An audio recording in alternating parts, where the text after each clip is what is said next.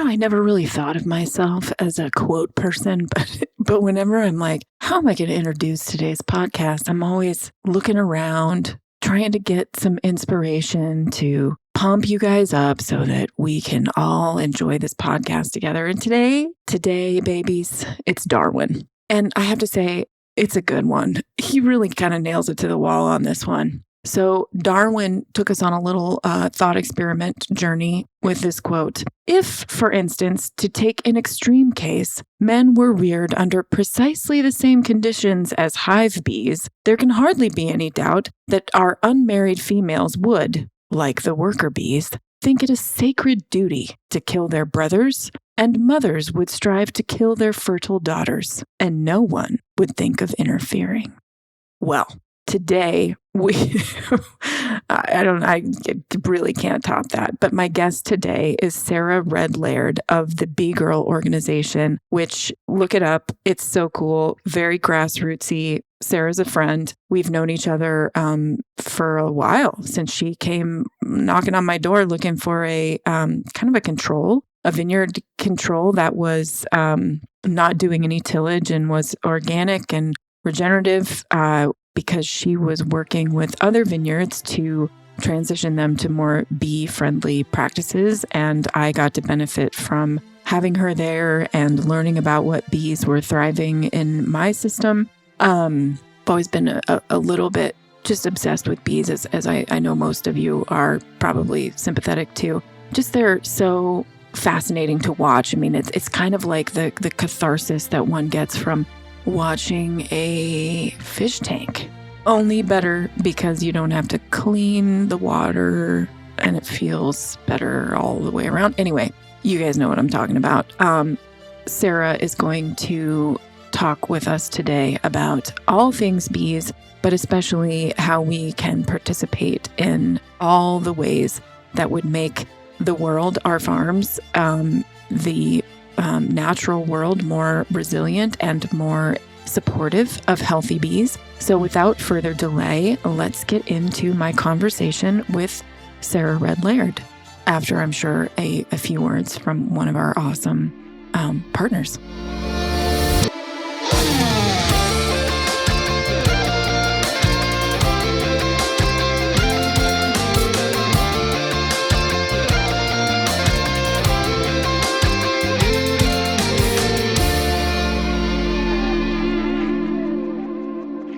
Today's episode of the No-Till Market Garden Podcast is brought to you by Harnois Greenhouses. For more than 55 years, Harnois Greenhouses has led the way in controlled environment agriculture innovation, partnering with market gardeners and farmers across North America to deliver comprehensive commercial greenhouse solutions. Their mission is clear and steadfast: to pioneer a greener, more resilient future for agriculture. At the heart of their success is a commitment to their community of producers with extensive expertise in design, manufacturing, and installation. Harnois Greenhouses provides the best greenhouse solutions to the grower across North America. Their greenhouses are engineered to face any North American climate, ensuring unparalleled brightness, agronomic performance, faster return on investment, and lasting durability. They're not just building greenhouses, they're creating energy-efficient ecosystems that promote sustainable and profitable agricultural practices. With over 20,000 projects to their name, they're more than a manufacturer, they're a partner. For the initial design to the final installation, Harnois Greenhouses is with you at every step, guaranteeing the success of your venture. Harnois Greenhouses, leader in turnkey solutions for local growers.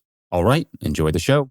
Sarah Red-Laird, welcome to the podcast. I'm so excited that we are getting this. We had to schedule an opportunity to hang out together. Yeah. I think for both of us, our work is so often a priority, and sometimes we're ships in the night when we try and hang out when we're in the same place at the same time, and it just doesn't always work out. So here we are. And multitasking, always having a great conversation and sharing it with the world, which is, my favorite. So I'm really excited to share your work with the No-Till Growers audience. So let's just dig in. Give us the Sarah story. What's Bee Girl? Where is Bee Girl? And give us the deep dive into what kind of journey led you to be doing the work that you're doing. Yes, happy to. I'm so excited to talk to the No-Till audience. I've been in the bee world for so many years, and I'm really excited to start edging myself into the the farming world and the regenerative ag world even further. Bee Girl, it's an enigma. It's a little unclear as to what Bee Girl actually is. And so we're actually in the process of developing a co-brand with Bee Girl that's a little bit more clear, because Bee Girl is just, it really is just like my nickname. But I'll back up a little bit and get more into the Sarah Red-Laird story. Yeah. I grew up here in Oregon, in Ashland, Oregon, where I currently am sitting. Part here, I split my time between this community and also a logging community, living on a homestead up in Alaska, adjacent to, well, within, in a Swiss cheese hole of homestead land that was in the Tongass National Forest.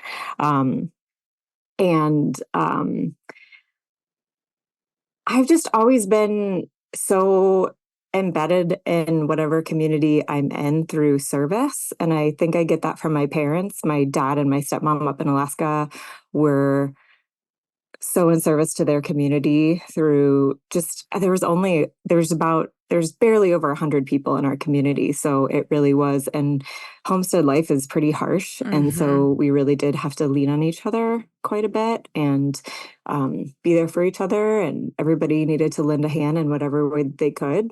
And then down here in Southern Oregon, my mom was and continues to be an avid volunteer. So I just was raised with this kind of ethic around service and community service.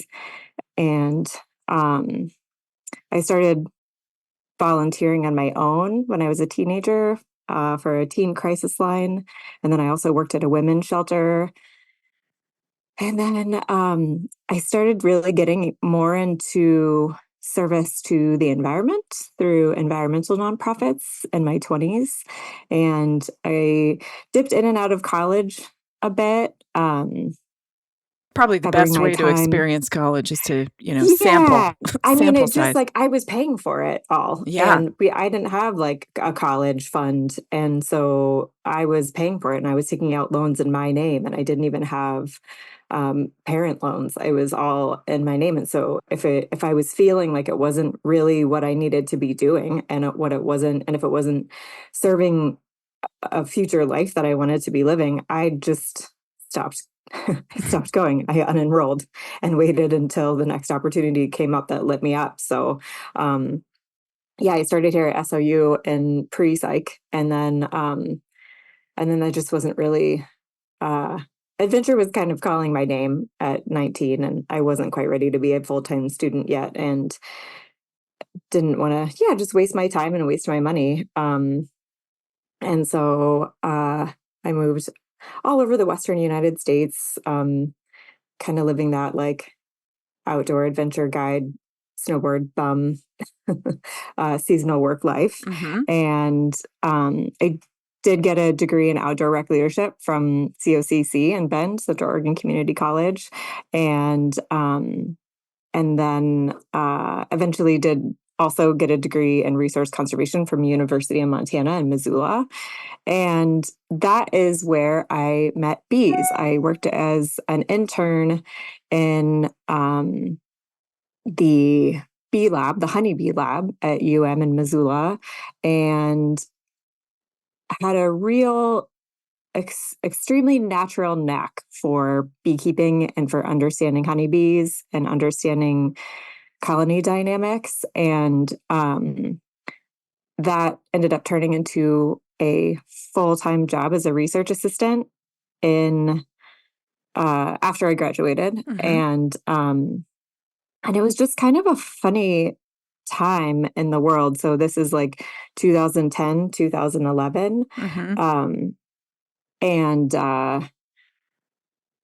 I could see from the research that we were doing, that was pesticide research, and this is also right in the middle of colony collapse disorder crisis. So our honeybees started disappearing mysteriously in 2006, 2007-ish. And so this was like, I was working in research at the time that academic on the planet was trying to solve colony collapse disorder, and they were slicing each other's Achilles heels on the race to the Nobel Prize Right. for As often solving happens. this. Yeah. It's It was tragedy. awful Yeah. and really turned me off of academia. And I just felt like I felt like I could see from the work that we were doing, looking at colony collapse disorder, that a lot of these, that it wasn't a silver bullet solution. It was a silver shrapnel, bronze, copper shrapnel solution. It's extraordinarily complex. Bees are complex. Our landscapes are complex. Agriculture is complex. And it wasn't going to be a simple solution of like, oh, just finding like one pesticide or one class of pesticides that was the thing that was killing our bees. Like, it was really clear to me that was a whole entire system. The whole entire agricultural system was failing our bees and us. And I wanted to work to find solutions within it and to help fix it. And I didn't feel like I could do that at the time in academia. I was looking at continuing on to my master's, but there was absolutely no one looking at bee nutrition and bee health and agricultural landscapes and solutions in agricultural landscapes really at the time. And so yeah, the world was just weird.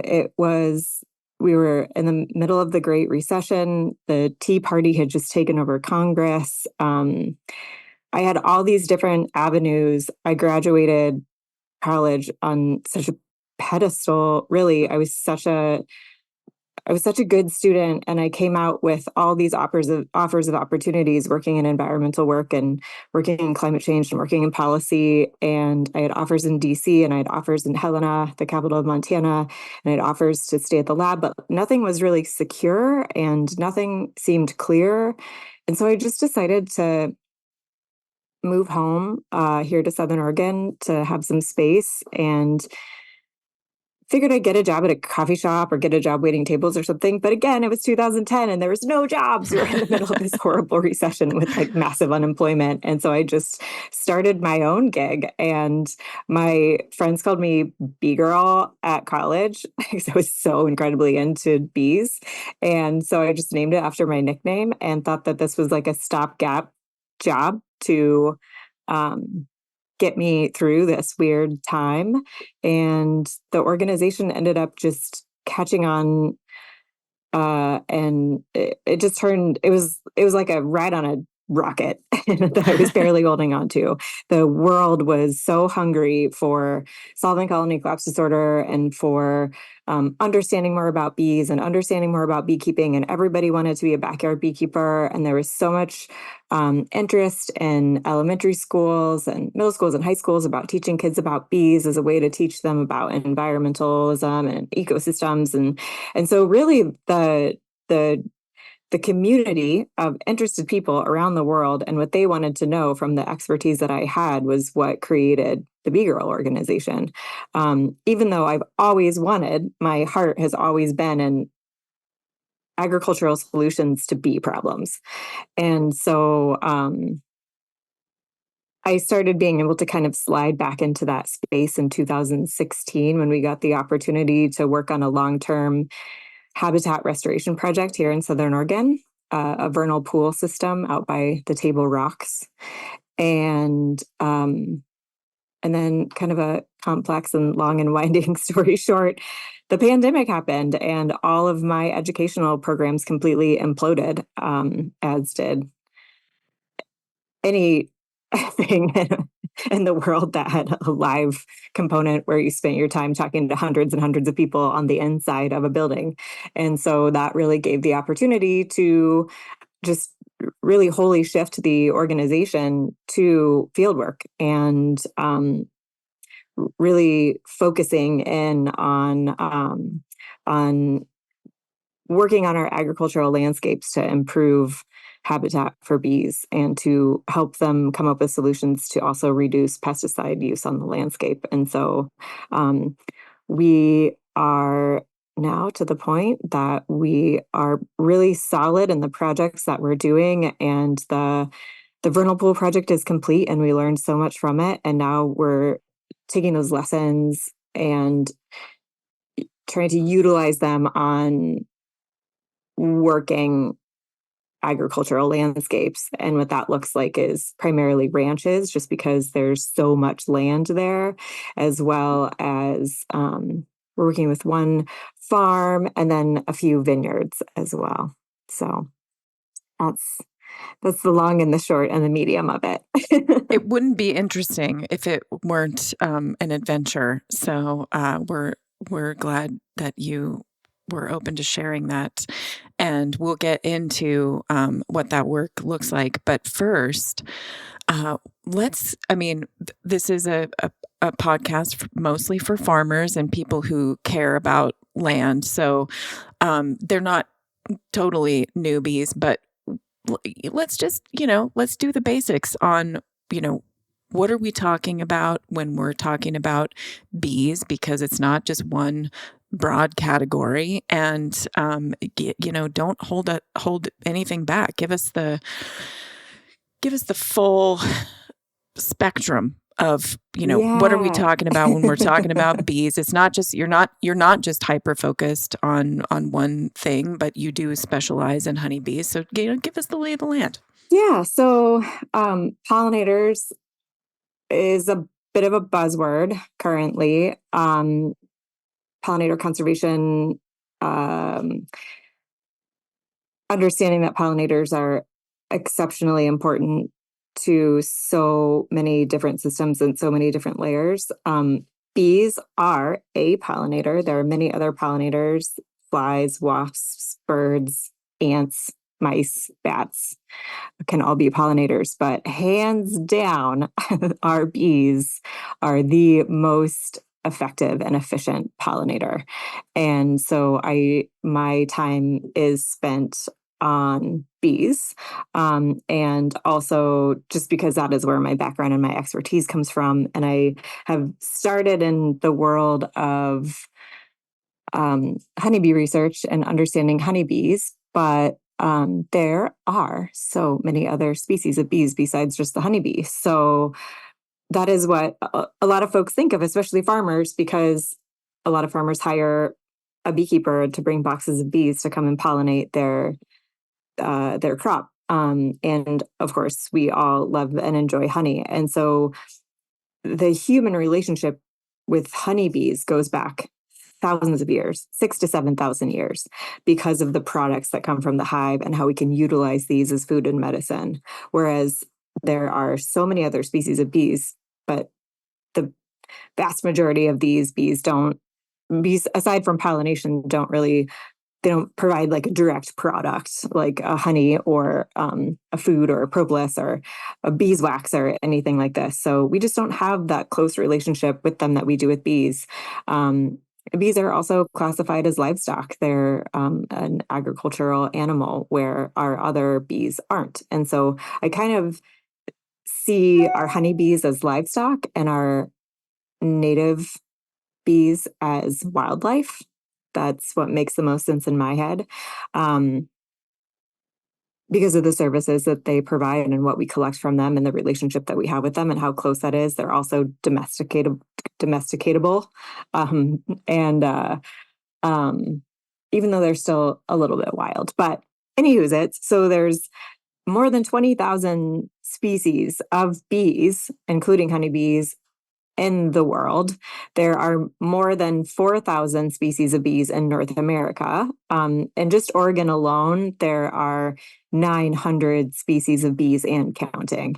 And I started getting really into native bees right around 2016, when we started working on the Vernal Pool project. And there's still, oh my God, there's so much to know, but I have learned a ton through the Oregon Bee Project. And then also just really excellent mentors who have helped me understand the wild world of native bees. And at BGO, we have on staff a bee taxonomist who also advises on our scientific research that we're doing. So there's just so much to know when it comes to, there's something like, I don't know, 267 species of birds in America or something like that. So compare that to over 4,000 species of bees. There's just so much to know.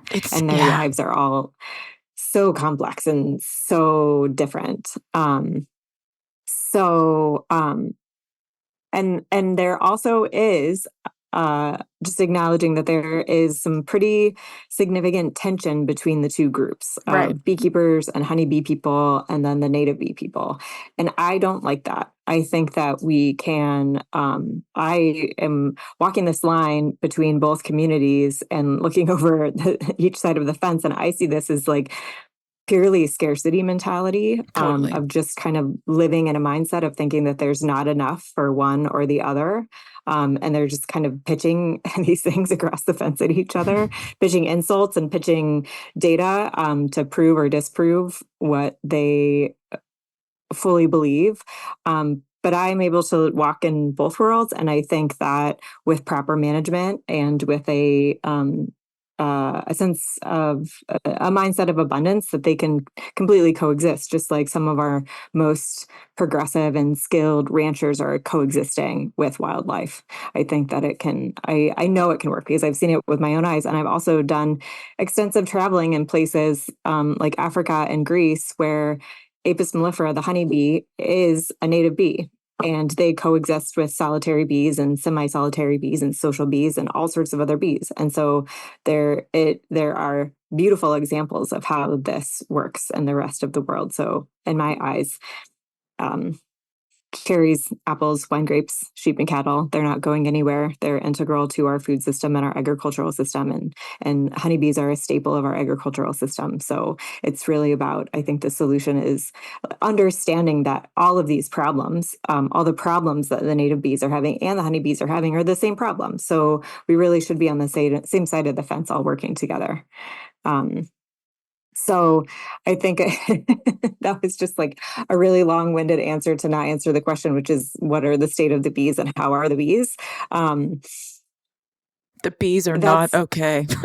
The bees are not okay. The bee people are definitely, they're not okay. And I mean that in the truest of senses. Like, beekeepers are really struggling right now. Commercial beekeepers who make their living off of bees are paying more for supplemental feeding and more for medications than they ever have in the whole entire history of time, 7,000 years of beekeeping, because of what we call the 4 Ps, which is pesticides, pathogens, parasites, and poor nutrition. And I think that those 4 Ps also affect our native bees, no doubt. And the research is there to show it. So, beekeepers are struggling. Honeybees are struggling. Honeybees are the most studied insect in the whole entire world. And research just shows again and again and again that they are really struggling. It's hard to get a grasp on native bees because they are, like I said, they're wildlife and they're tiny. Mm-hmm. And they're and solitary. There's not a lot of people in the world that can identify and know what they're looking at. And so, in order to officially say with the data that there is a problem with one specific bee community or not, there has to be monitoring. There has to be long-term monitoring. And in the Vernal Pool Project, we saw whole bee communities change from meters away. We would have study transects just meters away from each other, and we would have fully different bee communities at these different spots around the vernal pools, depending upon where they were and what kind of habitat they were adjacent to. And then we also saw communities change week to week and month to month and year to year. But I can say we did a significant amount of habitat restoration, so creating nesting spaces and food by planting massive amounts of flowers, native flowers specifically. And when we started our project, we found 5 different genus of genre of native bees. And by the time and at the end of 5 years, we had 22 different identified species. And it did tick up a little bit every year and every year and every year, and then leveled out at like 21, 22 different genus of bees. So we've seen with our own eyes that you really can restore a system when you take away the 4 Ps. these bees are basically living in a refugia that we had created for them. So now that's our work out in the world is understanding communities of bees. Are there communities of bees that are in trouble that we need to pay super special close attention to make sure that those landscapes are managed correctly? And are there certain things that different wine grape growers and ranchers and farmers are doing that are creating these refugia for these bees, these safe spaces on their agricultural landscapes? So again, I just kind of like went into a twisty, turny, complex description of kind of bees as a whole. But that's to say that like there are communities of bees that are thriving. There are communities of bees that are in significant trouble. There are bees that are lining up for their space on the endangered species list, no doubt, here in Southern Oregon and across the country. But it's kind of, again, it's hard to give like a really succinct answer because it is so complex. There's so many of them out there. There are trillions and trillions and trillions of bees across the landscape. Even just in Oregon, there's trillions and trillions and trillions of bees. So it is a complex question to answer because, like I said, there are so many of them. They're so small, and their survivability is so incredibly connected to agriculture and to climate change. And agriculture, I mean, just in our valley alone, I mean, you and I are both in Oregon, but you think about how quickly the crops change and how disconnected our landscapes have become. And it's fascinating to me because, just being a person who works outside and, I've always loved insects of all kinds. There's so many tiny insects that we look at and they're bees, but I don't think most people, even really talented farmers, recognize that a lot of those are bees and that they're actually out there doing, some pretty hard work. And we don't know what we don't know, to your point, especially about our native bees, but we do know, and you'd have to be sleeping under a pretty significant rock to not observe that honeybees in particular, which have been so tied to our agricultural systems, are in significant trouble. So let's get into your work, because you and I met because you were, traipsing around my vineyard as part of what you were studying in vineyard systems. And I know you're working with lots of other systems now as well. So tell us about some of that and what you're learning from your work, and even tie in the vernal pool stuff that it was such a cool study, and thank goodness you were able to complete it. So yeah, give us the landscape of your research and what you're learning. Yes. We do have, so we are still working in vineyards. We're in a really exciting, a bit of a transition time right now with our vineyard work. We have transitioned away from working in the Willamette Valley. The projects that we had going up there just varying degrees of like a little bit of fizzle because of ownership changing hands, and then also funding running out for who was funding the main project. And then also just kind of, we were really feeling as an organization, we had spent a few years up there and we learned so much, and we had shared so much with our vineyard partners. And I really feel like we're leaving them with like a very defined set of, these are the bees that you have in your vineyard. These are the nesting habitats. This is what you should be preserving. Here's where you can plant flowers. Here's the different flowers that you should potentially be planting to support your specific communities of bees that are here. The vineyards that we were working with did a beautiful job of transitioning away from utilizing significant amounts of Roundup to transitioning fully away from that, also transitioning away from tillage. Both of these things affect bees because in a significant way, because 60 to 70% of our native bees are ground nesting bees. And so how we're treating our soil through disturbance and pesticides, poisons, really affect our bees and our bee communities and our bee populations. And so Yeah, we did some great work, and we really did work shoulder to shoulder, and answered a lot of questions and figured out so many things. And so we feel like we're leaving them with a giant toolbox full of tools to continue to provide bee habitat. And we are ready to move on to the next challenge. So right now we are easing into our next relationships. And that's a big part of what BGO does. Is there's two of us on staff, myself and Janelle Decker, my co-director, and then we have two consultants, Sarah Gardner, who's our taxonomist and scientific advisor, and then we also have an educational content creator, Tara, and they're absolutely wonderful. So there's four of us really staffers here at BGO. So we're really small, and I have no need to want to blow up and scale and get really big. I love creating close, intimate, trust-based relationships with our agricultural partners so we can really do deep work together. And so that's what we're in this phase right now of relationship building before we even start stepping feet on the landscapes of our new vineyard partners.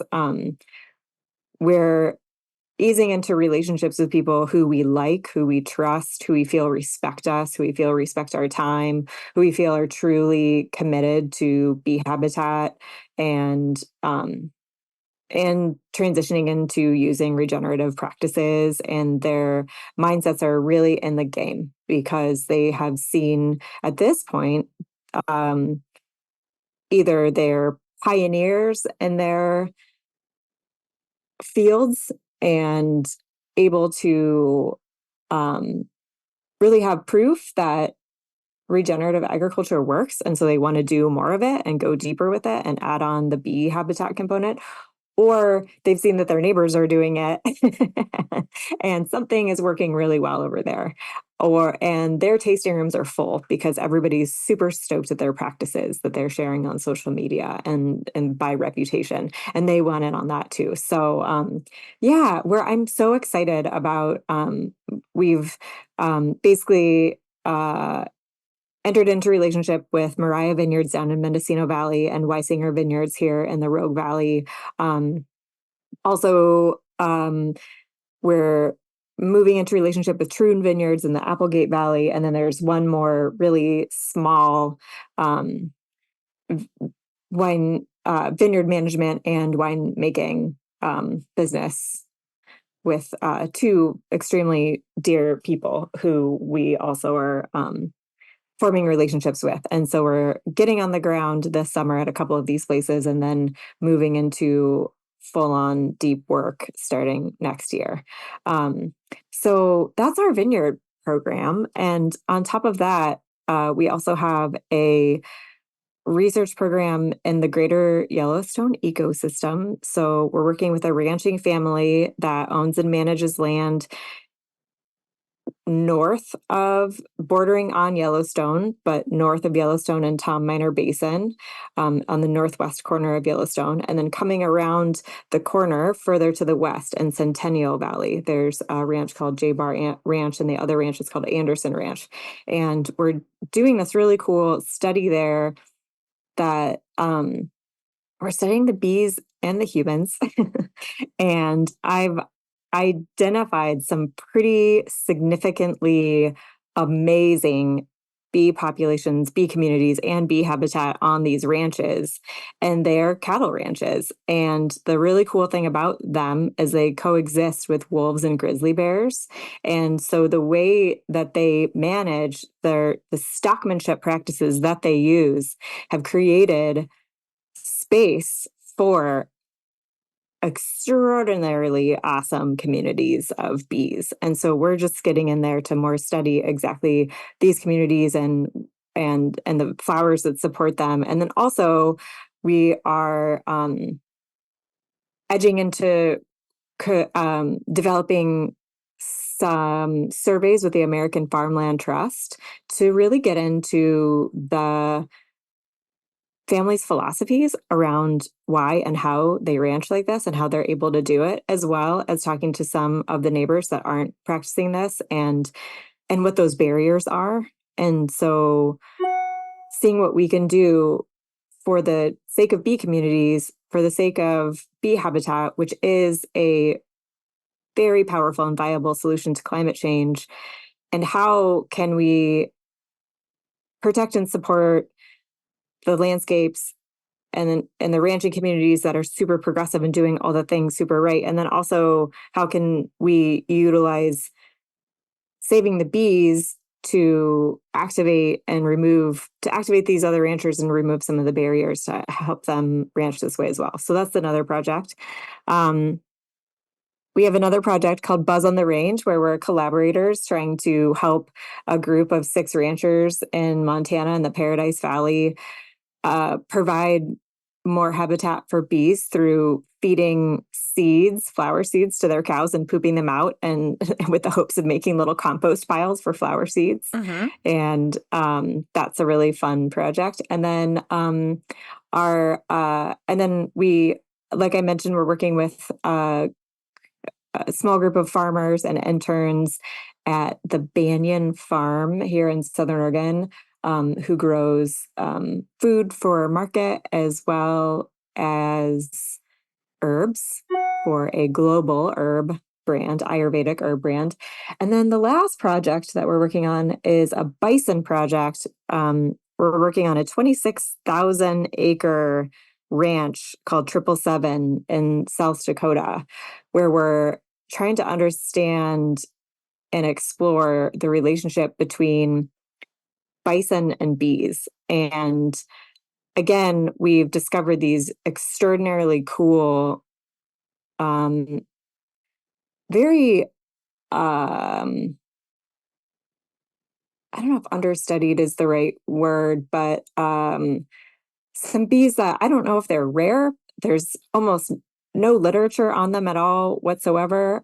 But there also is just, there's not a lot of people looking at bees and habitat and bison ranges right now. So we're just trying to discover and find out our bison and getting native megafauna restored onto the landscape. Can that be another solution for bee habitat restoration and for climate change and a climate change solution? And it's a very involved, extremely cool project. I absolutely love doing it. I got to present at a bee research conference a couple weeks ago, and it was really, really interesting because everybody else on either side of me was presenting on either a new virus that's killing all the bees or a way that they're trying to work in the lab to fight a virus that's killing all the bees that they've known about forever, or trying to figure out a way to breed or manufacture resilience in honeybees for parasites like this mite called the varroa mite. And then right in the middle of all these kind of doom and gloom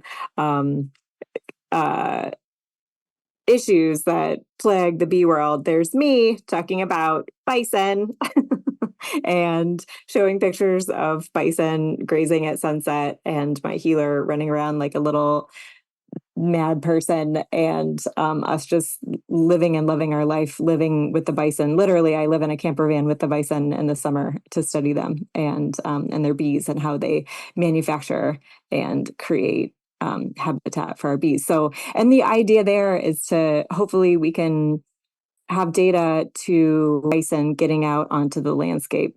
We would love for our data to be able to be utilized for tribes being able to welcome bison back home onto their tribal landscapes. And then also if there's places where on federal or state lands that we can help support the restoration of bison onto the landscape, because from what I've seen and observed with my own eyes, it is absolutely stellar what these animals are able to do to really restore and regenerate a landscape if managed correctly. That's awesome. I think that's it. Yeah, And that's then a every lot. single one of these projects has an educational component, reaching out to the local communities to involve them. I have a contact at a Lakota language school on the Pine Ridge Reservation, and I'm hoping to develop some sort of a workshop for kids to understand bison and bee habitat and get them out to the ranch to come learn about bees and bison. That would be super rad. And so every single one of these projects has some kind of educational component where we're educating the farmers and the ranchers and the vineyard managers specifically on management, landscape management, but then it also goes out into the community to educate the communities about the human communities about the importance of their bees, and then also educate the wider whole world global communities about how cool bees are and how cool bison are, and how cool these ranchers are that are practicing super progressive coexistence on the landscape with predators and how they're able to do that. And so really just sharing those stories. And then I also am an artist, and I create these pieces of art that are multimedia and really interactive and bring people into our work and get more people engaged in our work too. And the idea is to have those up in galleries and around at the vineyards that we work with and the tasting rooms. And so yeah, community engagement is a huge piece of our work as well. Well, and part of creating any kind of durable, lasting change, I think, if if you aren't working with the people who live there, then they have no reason to carry it on, especially if they are completely uninformed about, who else is living there and how they're affected.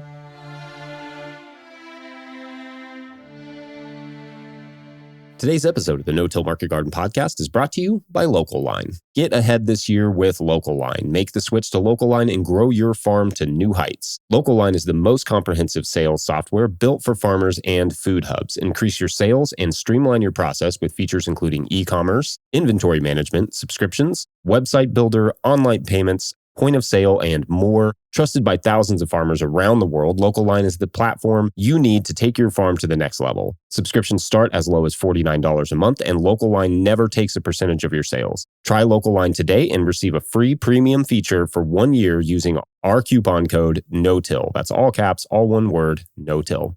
Today's episode is also brought to you by Farmhand. Tired of admin work and technology trouble? You need Farmhand on your team. Farmhand is the all-in-one software platform and virtual assistant built by and for independent farmers. Through a simple text or email to Farmhand, you can instantly offload admin tasks, automate your CSA, update your website, and sell more to your customers. With zero startup costs or long-term commitments, farmers are reporting an average of 6+ hours in time savings and 20% in sales growth each week. Learn more and take the quiz to see how much you can save by partnering with Farmhand at farmhand.partners/no-till. That's farmhand.partners/no-till. All right, back to the show.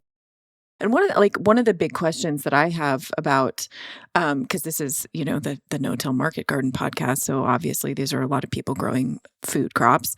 And, when you were working in my vineyard, which was a no-till system, without herbicides and things like that, are those differences very evident, like from the beginning, or do you see that these communities, because one of the things that I just have observed in farming over the years is that from year to year, based on whatever farming's going on around me, and even what's popping up in the vineyard or in my beds or whatever, that the bees that I see are totally different from year to year and even from month to month. So like how long do you feel like is reasonable to study a system to really understand how it's affecting local pollinators, native pollinators, but also, the honeybees that are in the area? My first mentor, his name is Robin Thorpe, Dr. Robin Thorpe, and he was a bumblebee specialist. Well, he knew everything about all the bees, but his passion was bumblebees.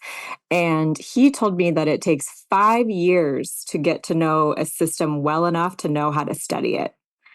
And so that means 5 years of getting out on the landscape, setting. I mean, there's so much trial and error for our first year with a lot of these projects, I set up everything on my own and I didn't get really clear results that were really confusing. And then Sarah came in and she kind of just wiped it all clean and redid everything because the questions that I was asking weren't like really what I was setting up for the duration of time that I was at a lot of these places just wasn't rigorous enough to be able to answer the questions that we needed to answer. So she basically set up our whole entire system. So I'm pretty much doing the work of 3 PhD students right now. And yeah, it is very intense. And I would agree with Robin that it takes about 5 years of spending and you could answer this too from just being someone who works on a landscape and is out there almost every day observing it, and how many years it feels like before you truly know how a landscape works. And also with climate change, we're in like the upside down. So also what we think is predictable and what we think is what's going to happen doesn't happen, or it happens 3 months earlier, 3 months late. That was the one thing that I was so glad. I was working with a wetland ecologist on the project out at the vernal pool system. And I'm so glad that I had him as a partner to like reality check, like, this isn't normal, right? Like these flowers have been blooming a month later, the last 3 years, right? Or am I crazy? And did I take the notes wrong? And he's like, oh no, you're correct. Like this flower is blooming 4 weeks early and this flower is blooming 3 weeks late. And for a reason that nobody understands, this highly endangered flower is now in a massive super bloom because of whatever weather patterns we had the last 2 years. So it is a little bit all over the place. And that's why I think Robin said, like, give yourself 5 years to even figure out the system itself to then be able to set up a study to significantly study. So all of these projects that I just mentioned, the our vineyard project, we're setting these up as 3 to 5 year studies. So that's basically, and it would be great if we could continue to do them if there's still enthusiasm there to do these projects well into the future. The idea is kind of just to give like a good, like I said, like tools in the toolbox to say, please don't spray here anymore. Specifically Roundup or things that go onto the ground. And also because I know as vineyard managers, you do have to spray certain things for different kinds of mildew and things that really just are a plague. But then also, how about putting like a row of sunflowers and some cosmos and some Phacelia here so you can see it from the tasting room, and different things like that we can do in a year together. But then these more intensive landscape projects on the ranches that are so big and so detailed, the Bison Project and the Greater Yellowstone Ecosystem Project specifically, we're in the understanding with those families that we'll be working together for the next 25 years. This is a long-term commitment, and we've entered into a long-term relationship with each other. And there is like so much camaraderie and so much care between, like I said, I spent a whole entire year to year and a half building relationships with these people that care so incredibly deeply about their land and about their animals before I even dared to begin to step foot onto their landscapes as a researcher, because it's so important to me to have a deep, very loving, trusting relationship. Like I've spent holidays with these folks. Like we, spend time driving around in trucks for days on end, talking about absolutely everything. And we share a lot. And also farmers and ranchers are really isolated. So it's fun when a new person comes around, a new friend to talk to and a new relationship to build. So these are those 2 projects specifically. I think that there is so much positive benefits from so many different levels, from bee communities to human communities, that these projects have the potential to have, that we are all invested in this being an extraordinarily long-term project and long-term relationship. Yeah. And I think it really points to, in ecological research, anything in a true biological system that isn't just, pulling it all into a laboratory and dissecting it into some pieces that may or may not work the same when they when they're separated from the rest of everything. The duration of time that you need to be able to really just make observations before you can even like accurately design questions to ask. That is the real barrier to meaningful ecosystem level research, and it's why it's so hard to get it funded, because it takes so much time. And I don't think that people appreciate that, the answers that we're really looking for right now, we needed these studies to start 10 years ago, right? So it's just to point out that there's a reason why the primary literature isn't just flooded with the answers to these questions. I mean, there's certainly good data out there about, having good pollinator habitat, and frankly, just good habitat, period, on agricultural landscapes. But to get granular about it, we need time and we need funding. So we'll get back to people sending you money at the end here. So you're talking to a bunch of farmers and grow things. And if you were going to speak directly to market gardeners who oftentimes they recognize they need to have flower habitat in their beds or whatever, because they need those pollinators in there. But what else do we need to understand about pollinators and our role in sort of keeping that habitat going? It's not just about when you're going to harvest your vegetables, but we want that habitat to be around. And so what would you say specifically to like this audience in terms of what they might be thoughtful about in how they're planning pollinator habitat into their systems? Yeah, my general basic rule is plant more, spray less. Plant more flowers. You can always plant more flowers. And I have been to quite a few farms that are like, oh, we've got flowers because the things that they have planted are flowering. And so they oftentimes think, well, that's enough because we've got flowers, our crop flowers. But many of our cultivated veggies are European or Asian, and those are great for honeybees because bees evolved in Europe and Asia, but you have a suite of hundreds, if not thousands, of other species of bees that also need to be fed. So bringing diversity to the landscape, and it's awesome if you are an expert at cultivating and market gardeners might be the people to be able to pull this off. Cultivating native plants and shrubs and flowers can be extraordinarily tricky. And so I love it when there is success in being able to restore a native habitat, because then you get those rare and special bees that need support that don't necessarily benefit off of our fruits and vegetables, and even different herbs. It is really hard. And so I say start small. And if it's just doing an experiment and find out what works really well for you, and also where can you stack systems and what's a win-win-win-win-win. And is there a problem in your farm or your market garden or your vineyard that can be solved with bee habitat? And is there cool, interesting, creative ways that you can do that? And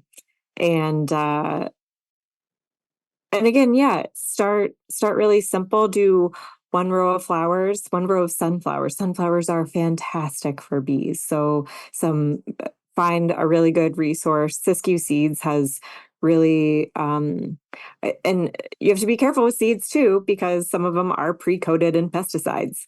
And so sunflowers are an absolutely wonderful thing to plant because there are native sunflowers at pretty much every single inch of soil in North America. So sunflowers are a great thing to do. Anything in the Helianthus genus. And so I love Siskiyou seeds just because they have like some really cool, weird, different species of sunflowers, and they don't treat with any kind of pesticide. Everything is completely organic and grown without insecticides on them.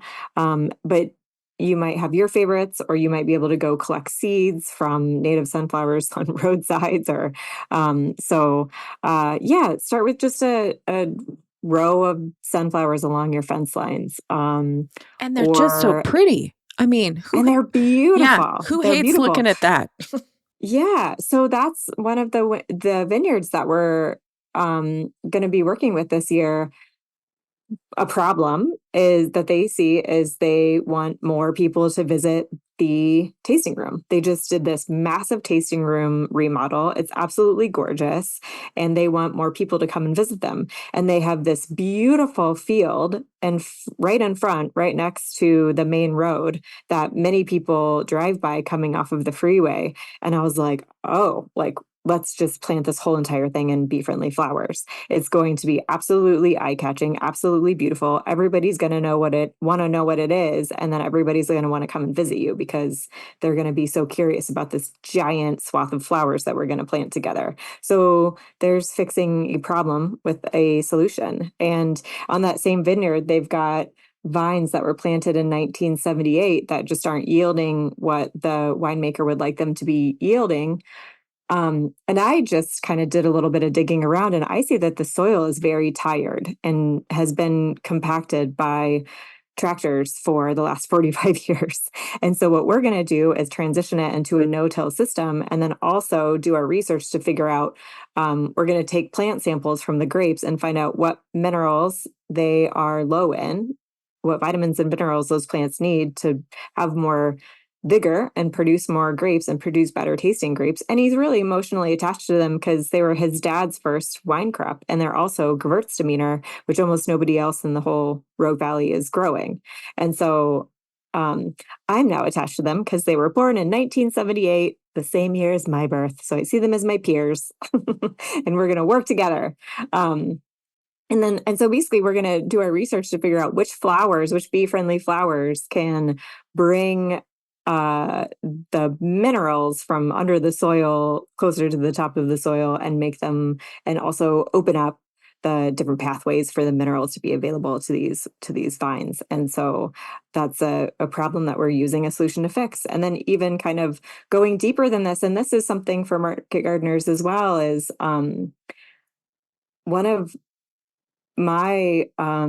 one of the things that I'm really excited about is using agricultural spaces to heal people's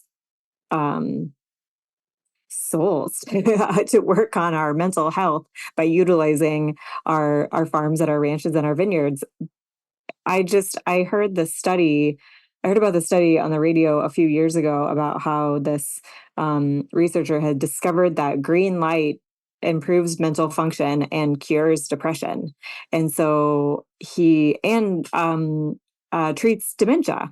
And so he was developing this system of putting people in boxes of green light for hours at a time. And I was abhorred. Horrified.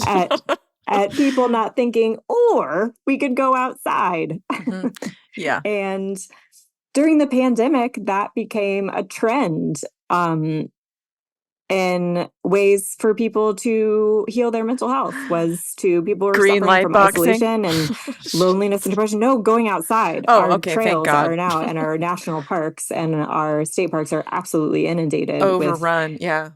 everyone, because we don't have the staff to take care of them and fix trails like we need to be fixing. And we have this just inundation of people pouring from towns and cities out into national parks because it's the only place that they can, and state parks and other state and public lands, because it's the only place they can go to heal themselves. Because it is true, green light, all the data is there.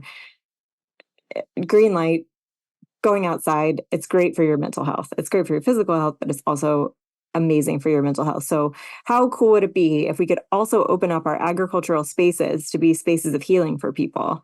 And this vineyard in particular, Eric is the owner, is completely open to people grabbing a bottle of wine and a couple of glasses and going and sitting in the vineyard and enjoying the beautiful view that you can see from the vineyard. And I said, and let's also add smells of flowers and sights of flowers, and let's also add the buzzing of bees and the chirping of birds and songbirds, not the kind that eat your grapes, of course. and Even and they're create okay. these We need to get over spaces that. for the public to be able to come from town or come up from San Francisco or come down from Portland and grab a bottle of wine and sprawl out in the vineyard and take a nap or lay there or close your eyes and meditate and listen. And I think these spaces, and so that's kind of like, this is a huge problem to be able to solve. And our small farms can do this as well. Like, how rad would that be if there was like certain days of the week where, there's some way to facilitate a day where your farm or market garden was open to the public, where people could come and just lay there and feel healed. And if you had bee habitat, a buzz covered in bees, and they could be soothed. I mean, there's also significant data out there to show that the smells and the sounds and the vibrations that honeybees produce are extraordinarily healing to our bodies as well. And so, kind of like on a more ethereal level, I think that there's definitely something there for building community and building mental health through bee habitat too. Absolutely. I mean, I used to fantasize about this idea of like having, farms having open swim hours, where people could just Mm-hmm. come and not Take a just dip in the visit, pond. yeah, not just visit the tasting room, but, really go out and when there's no vineyard traffic and all those things or whatever farming operation you're on, that there really is this, because, I get to do it every day. And you Yeah, feel so, I totally. mean, and so do Me you. too. And you feel Yeah. so like, wow, everybody needs to do this. And Yeah. I also recreate a lot in our, national forests and wildlands, and they are overrun. And we have all this opportunity, like you say, to provide people with a healing space that also connects them to what you're doing. I mean, people talk about the loss of brand loyalty and fidelity and all those things, and it's sort of like, well, we're leaving a lot on the table in terms of how we bring people in and get them connected. It's not just turning over a sale. It's really, we're dependent on this land together, especially if we're growing food. So Mm-hmm. yeah, no, I love that idea. So talk about, in the interest of being respectful of your time, I want to get into what your vision is for a future that you're hoping to manifest with this work. And I think, you can be short term, long term, both terms, but where do you see this going? Where do you hope it's going? What's your vision for a future that Bee Girl is trying to bring about? I mean, you and I could and have sit here for hours and hours and hours and talk about bees and farming. Um, so my time is not an issue. I am happy to freely give it away to your listeners. Um, but for the sake of their time, uh, I think kind of like in the nitty gritty, there's multiple layers of my vision for the future, and our at BGO collective vision for the future. Um, the baseline of it, just kind of speaking to the research side of it, is I am part of my moving through climate grief. I didn't lose my house. Many friends lost their homes in the Alameda fire in 2020. Or was it 2021? I don't know. No, it It's a was blur. 2020. We both had a 2020. really bad 2020. Yeah, that was when your whole valley turned black, the sky, for many days in a row. I remember that. Um, yeah.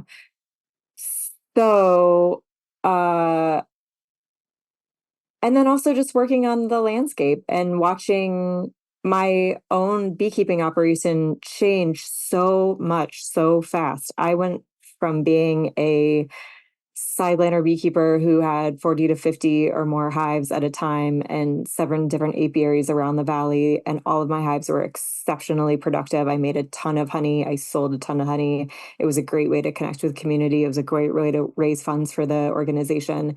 And watching that and just like 2 short seasons dwindle to almost nothing and have to like continually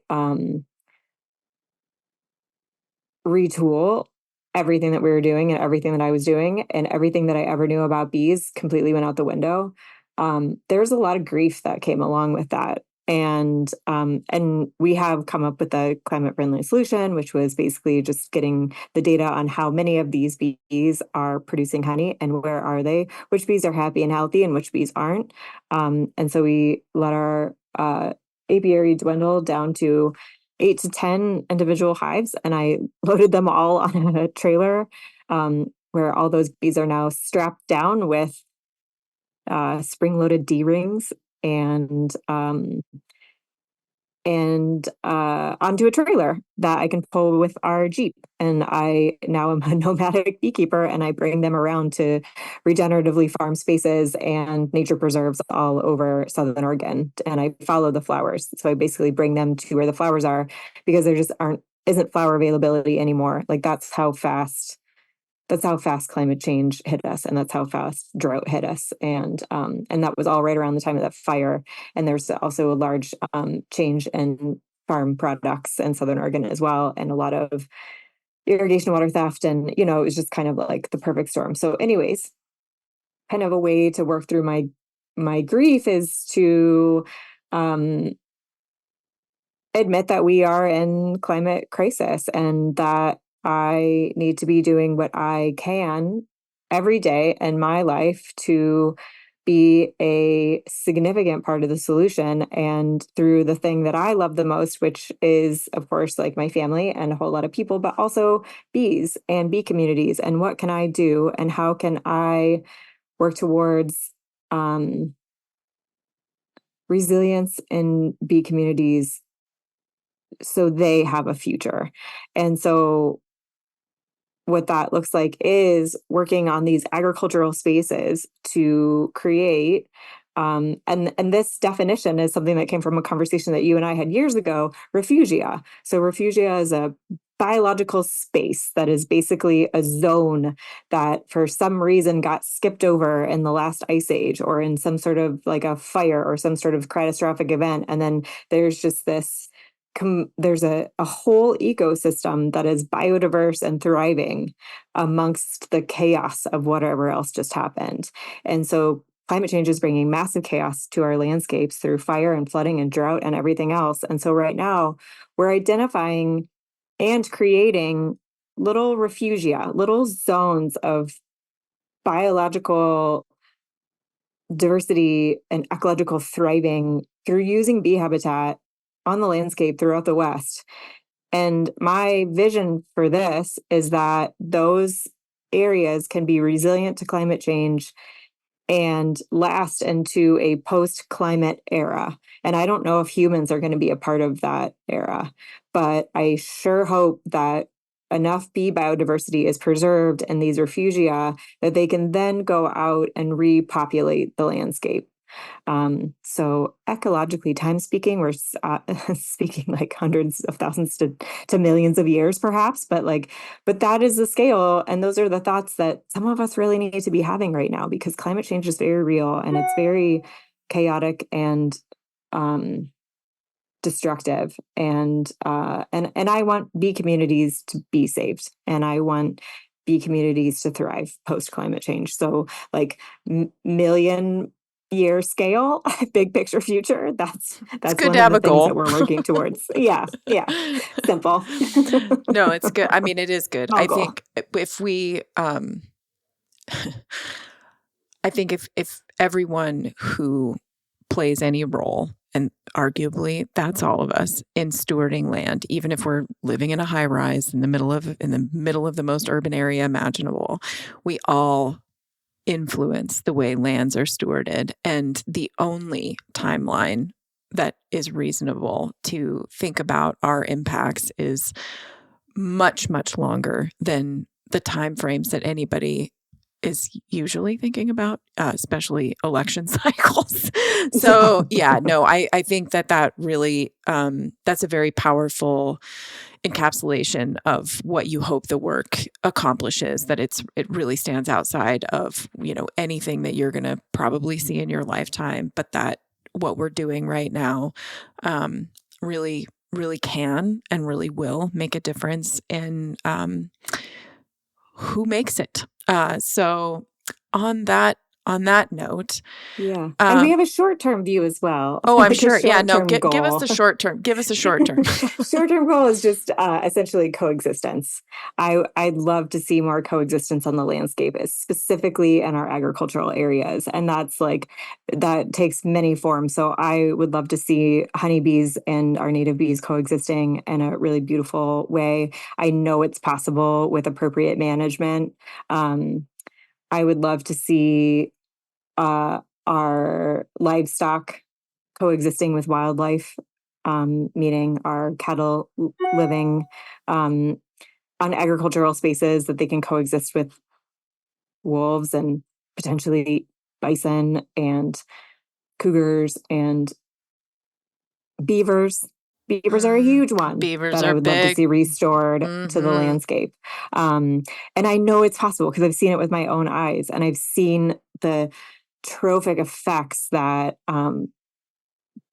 really good stockmanship can have on our whole communities. I've seen what coexistence can do on the livestock and wildlife scale, on a mega fauna as well as a mini fauna scale. And then also coexistence of people, again, on an agricultural landscape. I want to see more people. I want to see more people on our farms and ranches and vineyards. I want to see more people utilizing them for mental health benefits. I want to see more people utilizing them for community building.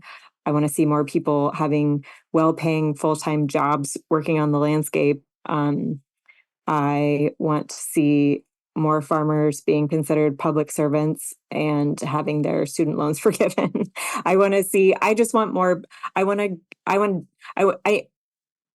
I really do what we do work toward, and it sounds like a pie in the sky vision, but I want to see the decentralization of our farming system. And I want to see subsidies be broken down and redistributed to farmers who are building community through living and existing in their towns. And I want more people. There was in the post World War II era, there was this kind of siphoning of people from our farm landscapes into our suburbs and our cities. And I would really, really like to see it go the other direction, but not in a way where we're urban sprawling out onto everything. I want to see it more in a way where there is a restoration of our towns, because that is bee friendly. Because if we're having more small farms and less monocropping and more diversity on the landscape, biodiversity begets more bees, really. They're hand in hand. So, I mean, and of course, and the little, and then we just want to get more flowers for bees on the landscape, really. Yeah. And that's a simple thing that we can all do today, is go throw some seeds out in the backyard. Absolutely. Absolutely. Bring on the restoration economy, people. You heard it here. Vision, vision for the future, but also plant flowers. And so Girl's vision for 25,000. Exactly. So I told you I was going to ask you what you're hopeful about. I mean, you've given us a lot of things to be hopeful about, but I know you want to just double click on those bison. So bring it down. break it down with the bison. I mean, I'm on a bison kick right now.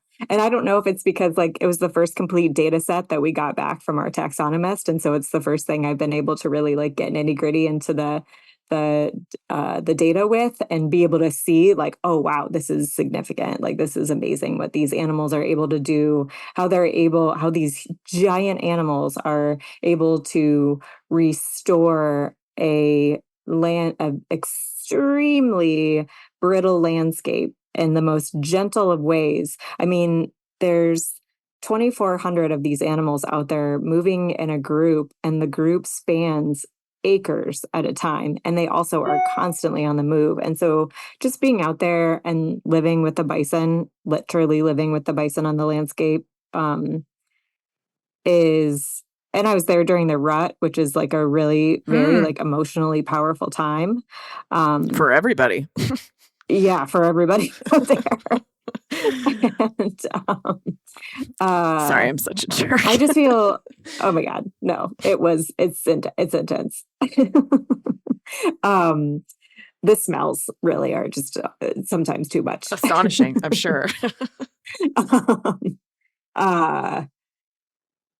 But yeah, I watched the Ken Burns documentary, so that's like my homework for everybody listening to this. Please go on PBS.com or go on PBS on your Roku and watch the 4-hour Ken Burns documentary. You can break it down into 30-minute little clips, and it's an extremely important show to watch to fully understand the history, the human history and the natural history of our country. And every single person that has feet on the ground right now is connected in some way, shape, or form to what took place over the last 400 years.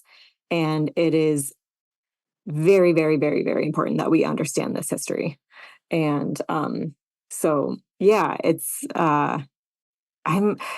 but I'm hopeful because I have seen, now that I'm kind of edging into the bison community, I see there's so many people in the US that are so incredibly passionate about bison and restoring bison to the landscape. And this was not the case when I was in college in Montana.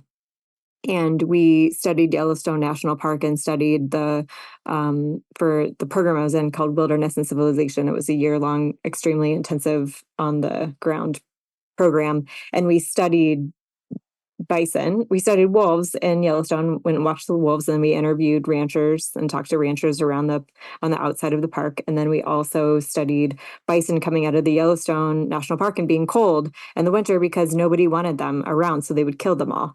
And we have come eons in our mindset in just the last 15 years about our how people who manage land see bison. And there is a movement to restore bison onto the landscape. And I am so excited about that because I've seen with my own eyes how incredibly restorative they can be to the landscape, to bee communities, to human communities, to our Native American communities. So I'm just, I'm really hopeful about bison and bison restoration. I'm on a kick. I'm on a bison kick right now. My whole Instagram is all just bison. Well, frosty bison. They do lend themselves to a pretty photograph. There's no question. They're so majestic. I mean, really incredible animals. And that documentary, I mean, really, like anybody who doesn't have a Ken Burns library just isn't a friend of mine. But also this one in particular. No, I'm just kidding. But definitely check that out. And anything we didn't cover that you wish I had? I would like for you to just, because you kind of referred to it, but you didn't really give yourself the credit you deserve here. You're an incredible artist, and a lot of I think a lot of the community building piece, I'm really exploring this idea. It's a little bit squishy for me, but when I think about the real barriers to healing land, it comes down to people and healing people and their capacity to grow into new ways of thinking and new ways of seeing themselves in the landscape. And I think that art is a huge piece of that, just creativity in general. The fact that we go out of our way now to squeeze every ounce of creativity out of a person before they graduate from high school. And so you really, I mean, I think your art is a big piece of that. And do you want to say anything else about that? Oh, wow. Yeah. So we are this winter exploring ways to make the art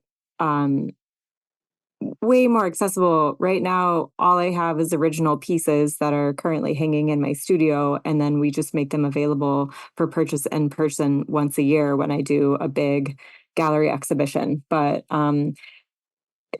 they're such cool pieces that are created with flowers that we've grown with our partners, with our farming, ranching, winemaking partners, and we create the art with these flowers. And then every piece has a QR code that leads to its own website where I break down the bees that are in the art, the plants that are in the art, how I make the art specifically, and then also if there's Native American historical uses for the plants and any kind of uh human history there. And then I also talk about the project itself and what we're doing together and why we're working together, and I talk about the rancher or the vineyard manager. So it's yeah, the pieces are really cool, but right now it's kind of like only collectors have access to them because they plan on showing up at the exhibition, and they sell out every year. We've done two. Like the first year was 2 years ago that we did an exhibition. I was like, if I sell one piece, I will be so happy. And we sold out, and there's people fighting over the pieces.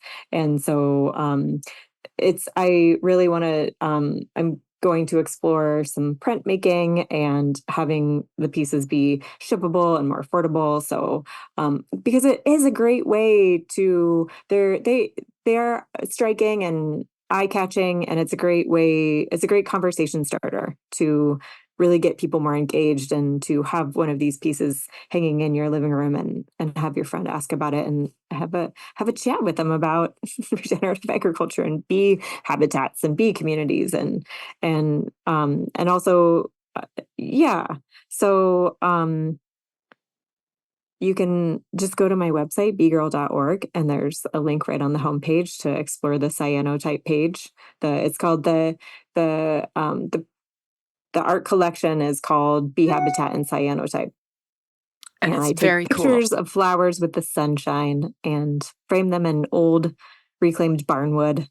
And yeah, they're really cool. And then some of them too have live, or not live, but penned bee collections on them from our research. That was kind of what it started as, is I don't want to just ship all these bees to university and have them sit in a drawer for time immemorial. I want people to be able to enjoy them. So I incorporate portions of our bee collections from the different areas that we study into the art as well.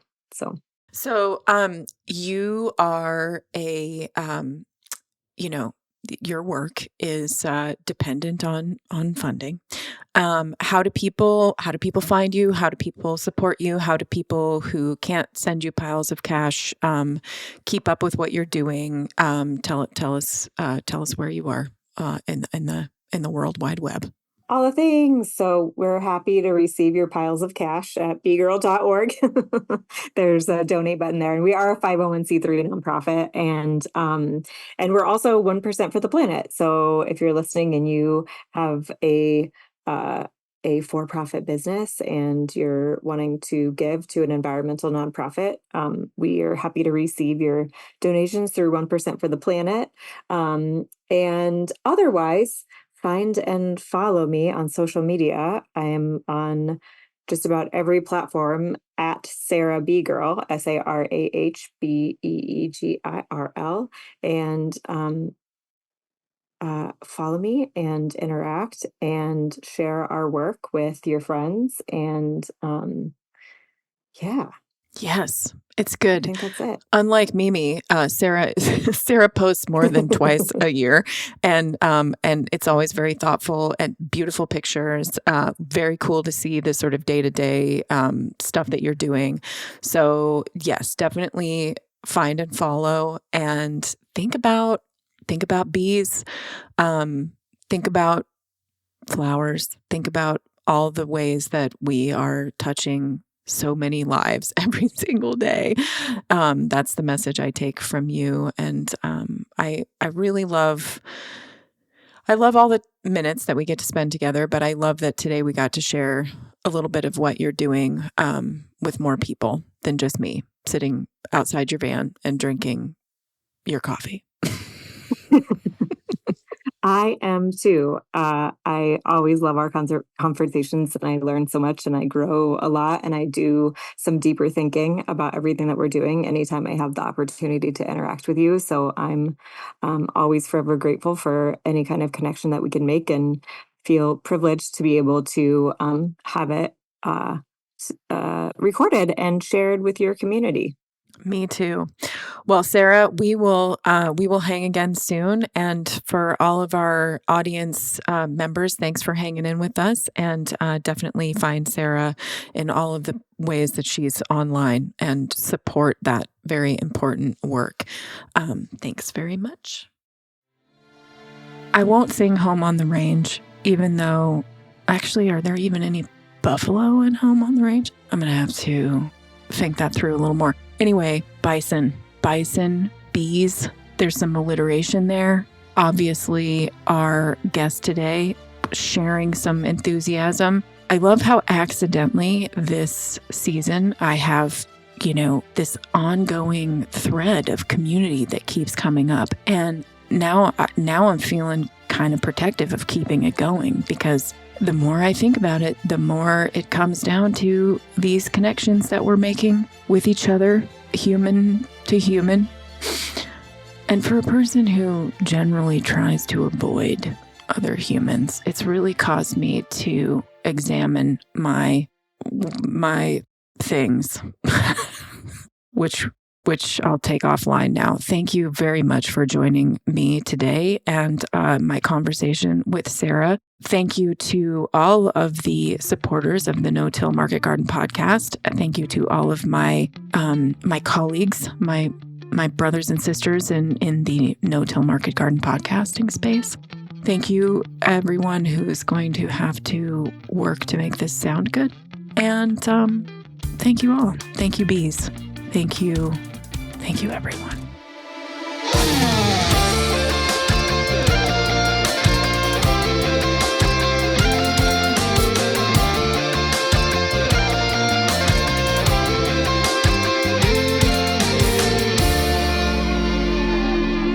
All right, I hope you enjoyed that episode. Real quick, some things that we have going on. First, make sure you are following along on YouTube. Last week, we discussed overwintered alliums with Evan Chinder of The Culinary Gardener. Everything from leeks to green garlic, some definite nerd candy in there. This week, there's a video with Sage Hill Ranch Gardens about maximizing their tunnel tomato production. Find that channel by searching No-Till Growers on YouTube. There's so many good, insightful videos there. We'll put a link in the show notes, and also linked in the show notes is our shop, where you can find my book, The Living Soil Handbook, and hats and other merch. Buying those things through us helps to support our work and helps keep this information free and open to anyone and everyone. Alternatively, you can join a whole bunch of new supporters through patreon.com/no-till-growers who get a bunch of discounts from various companies on seeds and footwear and irrigation and all sorts of other goodies. That Patreon page is the absolute lifeblood of our work, and we dearly appreciate you. And at a certain level, or if you just bump up from one level to another, you get a shout out on the show. So big shout outs this week to Colm Laughlin McCool, Chris Yates, Sean at All About the Garden, Stephen Smith, and Cameron Prybull. Huge shout out to whoever supports us in whatever way that you can. Otherwise, thanks for listening, y'all. We'll see you next week. Bye.